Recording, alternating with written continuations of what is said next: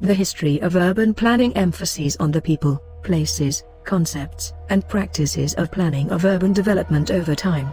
Distinct characteristics of urban planning from the remains of ancient cities has been interpreted by archaeologists as earliest known examples of intentionally planned and managed cities. The great cities of the Mesopotamian plains demonstrate dim traces of town planning of which the Greeks might have heard and which they may have imitated. The information of these cities is still very fragmented and has not yet brought us to definite conclusions. Let us visit the ancient cities to better understand the history of planning.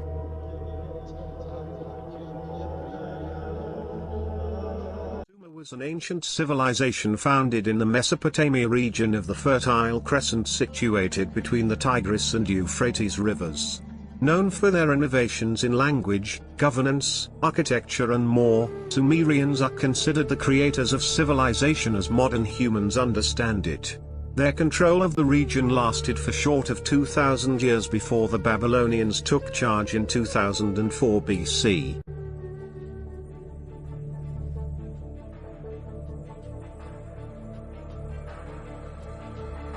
Architecture on a grand scale is generally credited to have begun under the Sumerians, with religious structures dating back to 3400 BC. The buildings are noted for their arched doorways and flat roofs. Elaborate construction, such as terracotta ornamentation with bronze accents, complicated mosaics, imposing brick columns and sophisticated mural paintings all reveal the society's technical sophistication. Ziggurats began to appear around 2200 BC. These impressive pyramid-like, stepped temples, which were either square or rectangular, featured no inner chambers and stood about 170 feet high. Ziggurats often featured sloping sides and terraces with gardens.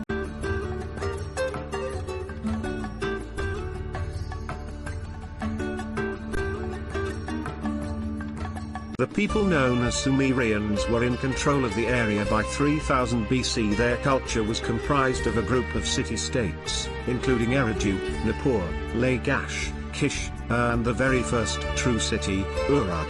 At its peak around 2800 BC, the city had a population between 40,000 and 80,000 people living between its 6 miles of defensive walls, making it a contender for the largest city in the world.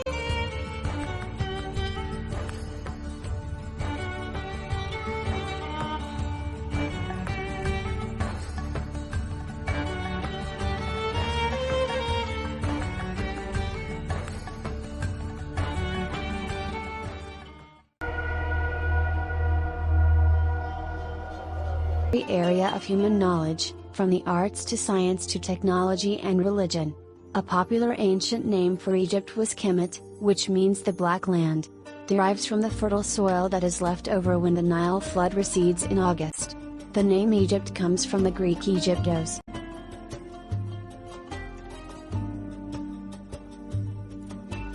The legacy that was ancient Egypt left a lot of iconic monumental structures.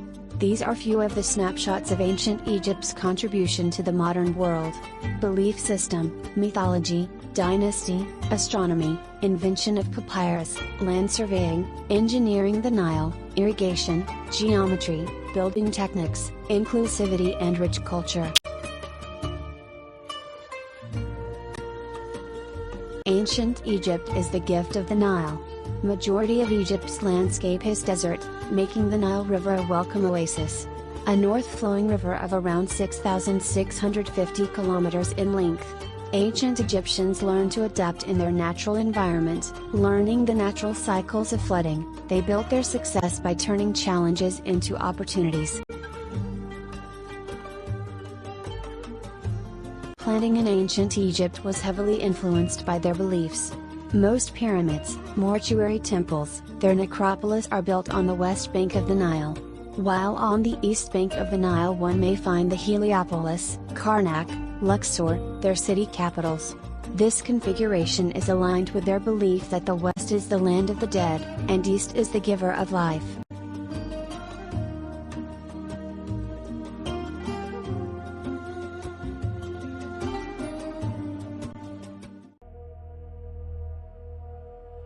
Babylon was long the leading city in the world during its time in the Kingdom of Babylonia.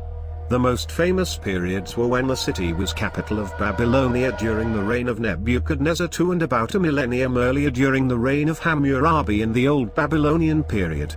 But the most domineering period of Babylon was when it was capital during the period under the rule of Nebuchadnezzar II, when it was the splendid city in the world within city walls.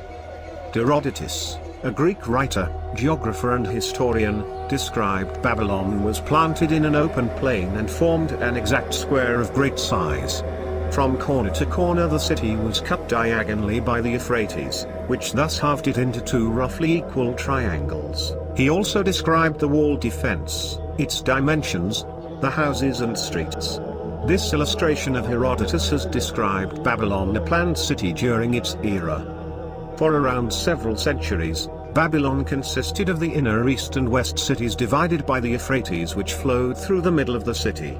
The size of Babylon at that time is round 400 hectares. But during the rule of Nebuchadnezzar II, he expanded it with the outer eastern city to twice the previous size, 800 hectares. There existed densely populated areas, monumental buildings, fortifications, waterways, green areas, open spaces, and streets.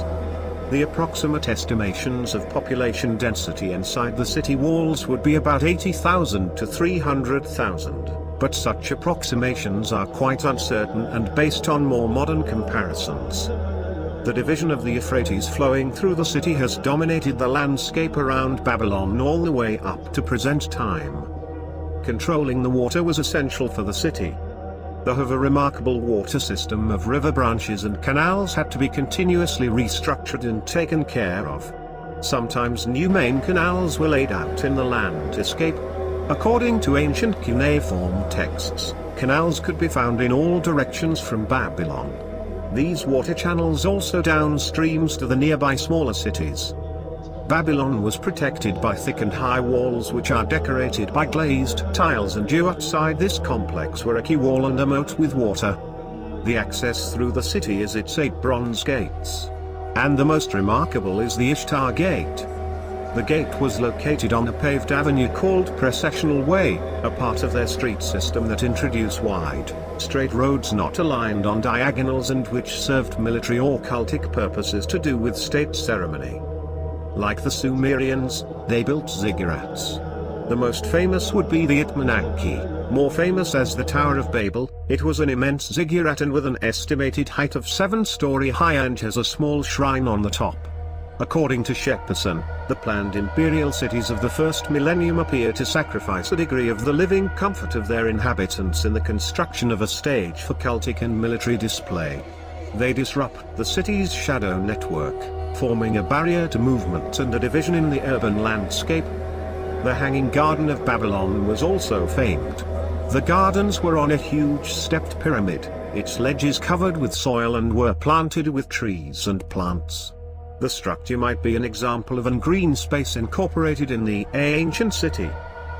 The town planning of Babylon, as far as it is known from the different periods, represents a mixture of organic aggregation and planning. The straight lines of the city walls, the almost rectangular inner city walls, some main almost straight streets, and monumental buildings with often almost rectangular plans are quite well known. However, only seldom does perfect symmetry, long straight lines, or 90-degree angles on a large scale occur. There almost always seems to be evidence for modifications of a partly planned scheme. This is quite apparent in the areas with private houses, where buildings are often irregular, and streets and lanes may be winding and reflect older historical constructions. The city Babylon is an illustration of a planned city, which is the core political center of a territory. The population, basically Babylonian but with numerous other ethnicity and linguistic characteristics, had tried to adapt itself to the needs of the landscapes. Nebuchadnezzar has reconstructed Babylon with great monumentality at a time when it was the largest walled city in the world. But the interaction between the city and the neighboring environment has to be studied in furthermore details. There are questions raised by a study from Uppsala University in Sweden on why the city was fully abandoned. Was it because of political or environmental reasons, or a combination? Did the landscape no longer support such a city, or did a changed political situation no longer support the large-scale interaction of city and landscape?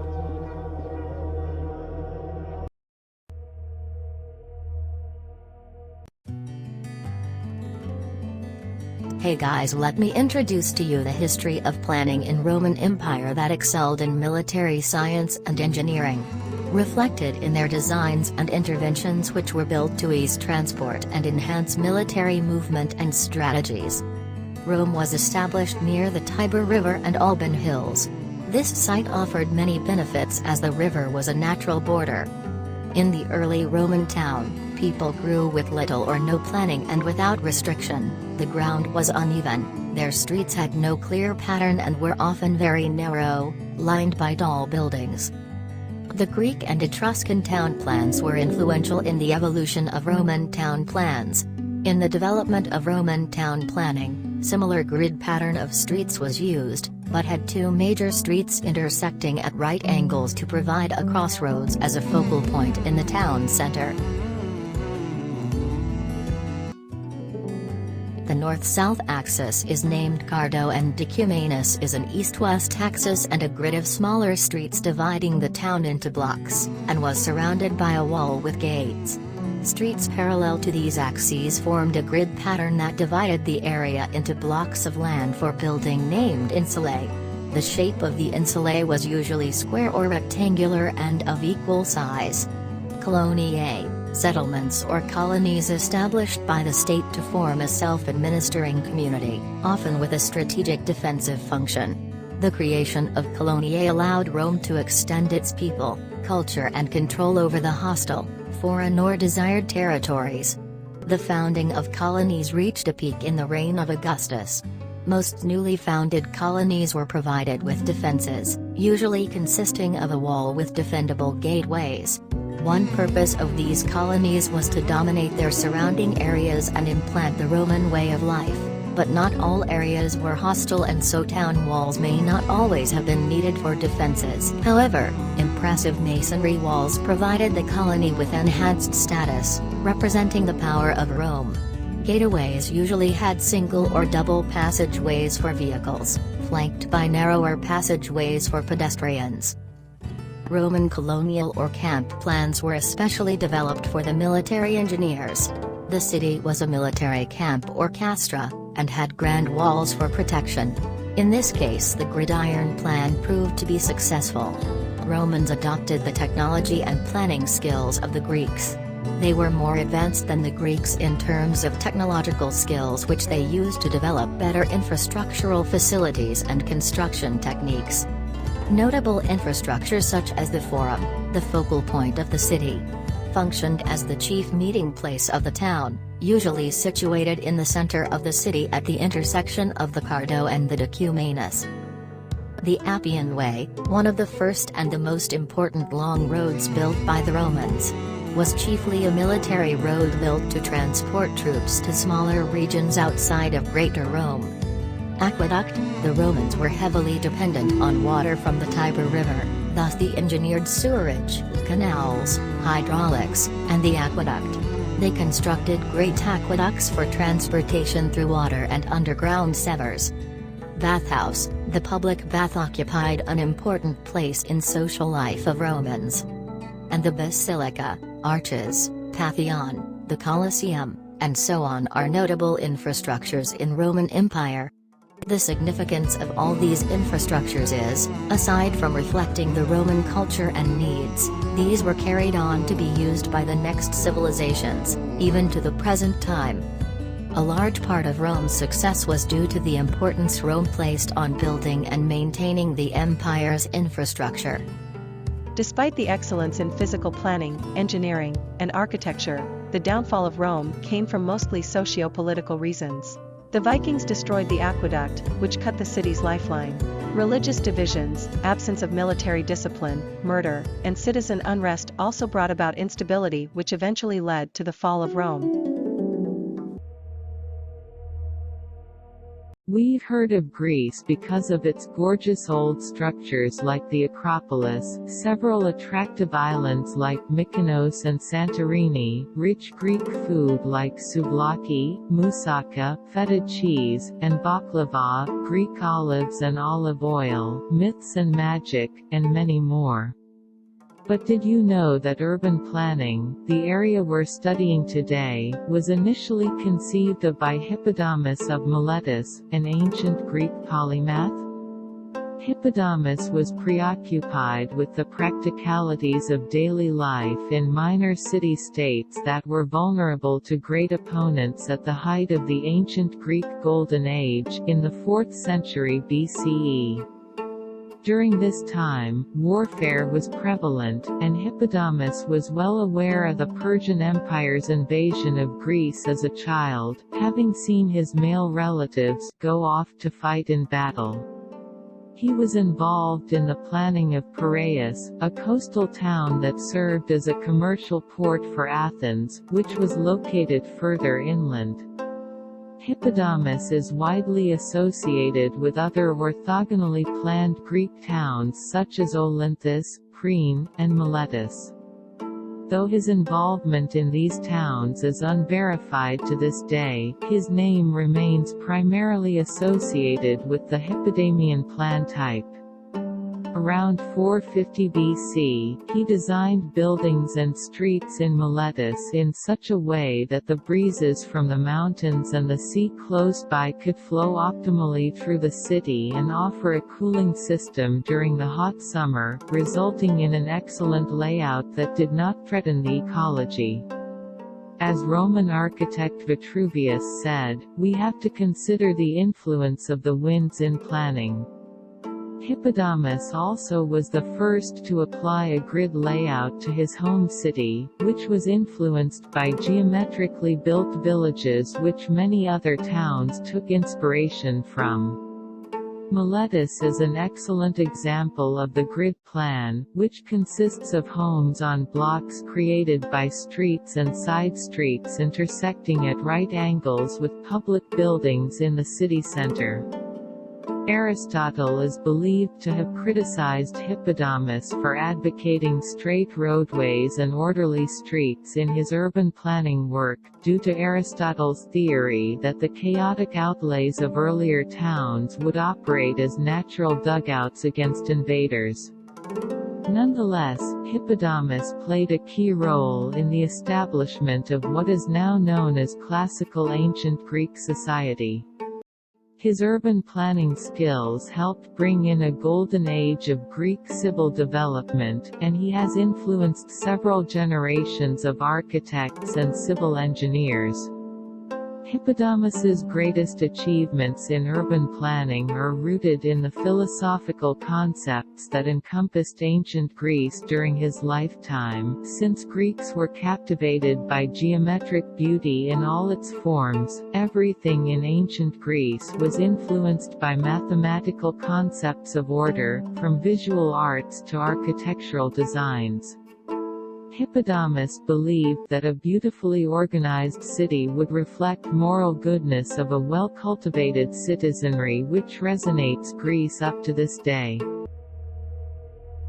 The Hellenistic Age. It was in the Hellenistic Age that the grid plan came into its own, in the numerous new foundations, and some of the re-foundations, such as Priene. The great buildings of the Classical Age had been predominantly religious, those of the Hellenistic Age were predominantly secular, though it will not do in the ancient world to make a rigid distinction between the two. The chief characteristic of Hellenistic temple architecture was the predilection for the Corinthian style, which came into its own with the Temple of Olympian Zeus at Athens, begun in 174 BCE. Many Hellenistic temples were of immense size, this one is 135 feet or 41 meters by 354 feet or 108 meters on the style of 8. The oracular temple of Apollo at Didyma is 168 feet or 51 meters by 359 feet or 109 meters on the Stylobate. Another colossal temple was built at Cyzicus in the 2nd century CE, with columns of more than 6.5 feet or 2 meters in diameter. It displaced the Temple of Artemis at Ephesus as one of the 7 wonders of the world. Some of the theaters were similarly colossal. Here an II's 3rd century modifications of the rock-cut theater in Syracuse and the theaters at Megalopolis and Ephesus accommodated more than 20,000 people. There were changes of design, initiated at Athens with the emergence of new comedy, which eliminated the chorus from a significant part in the drama. The result was the introduction of a high shallow stage, removable for revivals of the ancient plays and therefore of wood. Later the proscenium was built in from the first, and eventually it was constructed of stone, as at Oropus in about 200 BCE. At Athens the change was deferred until about 150 BCE. The Roman-built theaters are distinguishable by the fact that the auditorium is a perfect semicircle. The orchestra was often expanded for gladiatorial and wild animal fights and correspondingly surrounded by a high wall. At Stobi, Tyndarus, and Corinth this was more than 9.8 feet 3 meters in height. Roman theaters were often built standing free rather than fitted into a hillside, the magnificent theatre at Aspendus is an example. The best preserved theatre of the Roman Hellenistic world is at Bostra Traiani in present-day Syria. All stadiums by definition ought to have the course of a given length, though, curiously, they vary by more than 30 feet 9 meters. The stadium at Athens was built in the shape of a U with one flat end and one rounded. It was reconstructed in Pentelic marble in 143 CE by the millionaire benefactor Herodes Atticus. The great stadiums at Aphrodisias and Nysa in Anatolia and at Laodicea in Syria belong to the Roman period and are rounded at both ends. The one at Aphrodisias seated 30,000 people and is excellently preserved. The gymnasium and palaestra tended in the Hellenistic period to be more formalized in plan and structure. The palaces of the Greek period have not survived. Remaining houses show increasing elaboration and luxury. Examples from the 3rd century may be seen in Priene, consisting normally of a block of 4 rooms with a pillared entrance opening onto a courtyard. In some of the wealthier houses, rooms are found on 3 sides of the court, and there may be columns opening onto an entrance corridor on the 4th. There are lessons in the growth of ancient cities to its modern enlargement, but such developments like these are rare. In conclusion, the numerous types of urban planning in the early civilizations are product of more than one reason. In the case of these ancient cities we can connect that urban planning are the result of the actions of their leaders in each city's environmental landscape conditions. And hence, the inhabitants of these ancient cities who practiced different kind of system which somehow evolved until the end of each civilization.